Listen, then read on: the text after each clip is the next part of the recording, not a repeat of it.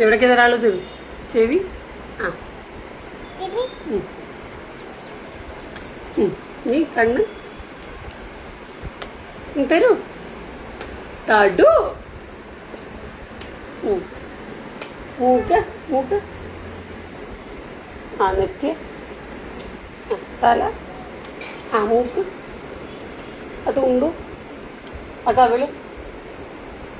ഈ കവിള്. ഈ കവിള്. അയ്യോ അവിടെ ചെവി പോയി. ഇനി ചെവി.